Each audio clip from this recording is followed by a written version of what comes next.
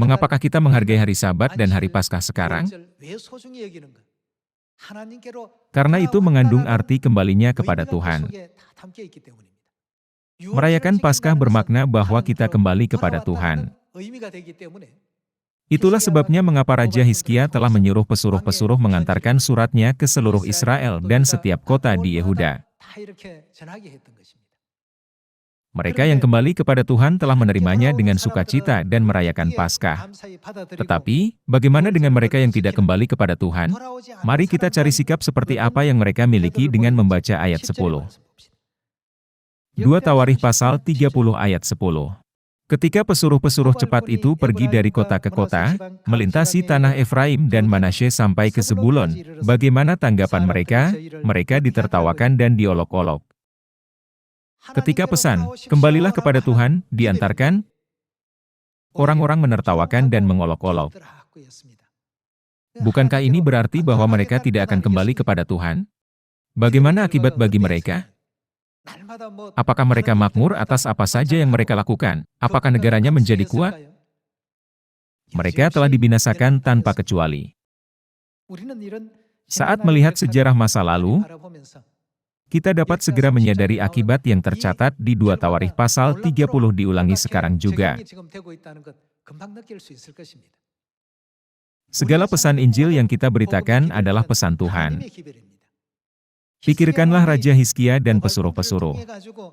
Bukankah mereka menyampaikan kehendak Tuhan? Sekarang juga Tuhan telah memerintahkan seluruh umat manusia kembali kepadanya, supaya Dia memimpinnya kepada keselamatan. Orang-orang mungkin bertanya, bagaimanakah dapat kita kembali kepada Tuhan? Mereka yang merayakan Paskah dan memelihara ketetapan, peraturan, dan hukum Tuhan adalah orang-orang yang kembali kepadanya. Mari kita baca Maleakhi pasal 3 ayat 7. Sejak zaman nenek moyangmu kamu telah menyimpang dari ketetapanku. Dari apakah mereka telah menyimpang? Mereka telah menyimpang dari ketetapan Tuhan. Bukankah itu berarti mereka telah membuang ketetapan Tuhan? Kamu telah menyimpang dari ketetapanku dan tidak memeliharanya. Karena itu, apa yang harus mereka lakukan? Kembalilah kepadaku maka aku akan kembali kepadamu. Umat manusia mesti kembali kepada Tuhan. Umat manusia telah ditakdirkan untuk datang ke bumi kota perlindungan, yaitu penjara bagi jiwa-jiwa. Dan juga segala sesuatu di bumi ini bersifat sementara, tidak selamanya. Bukankah Alkitab bahkan menyebut kehidupan manusia embun pagi? Sama seperti tetesan embun di ujung rumput cepat hilang segera setelah matahari terbit, kehidupan kita berakhir dalam sekejap mata. Karena kehidupan kita begitu cepat dan singkat, maka Tuhan berkata, mari kembali ke dunia asli. Kita harus kembali ke dunia itu. Untuk kembali ke sana, kita mesti menaiki tangga yang disebut ketetapan dan peraturan Tuhan. Peliharalah peraturan Tuhan. Mereka yang masih memiliki indera rohani akan membuka telinganya. Di mana saja mereka tinggal, Tuhan telah menganugerahkan mereka untuk membuka telinganya. Melalui hari Sabat, seluruh hati harus kembali kepada Tuhan. Apakah yang kita sebut tindakan mengembalikan hatinya kepada Tuhan?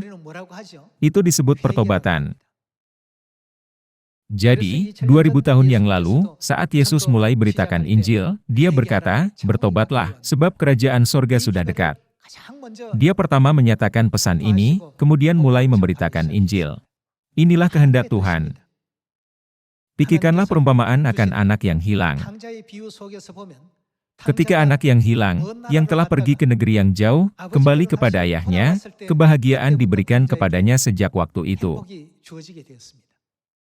Di negeri lain, dia tidak dapat mengisi perutnya dengan ampas yang menjadi makanan babi itu.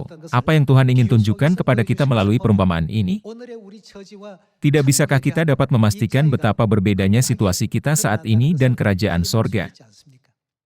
Tidak ada yang lain yang telah dilakukan oleh anak yang hilang dengan baik. Itu hanya pola pikir, tekad, dan keputusan untuk kembali kepada ayahnya.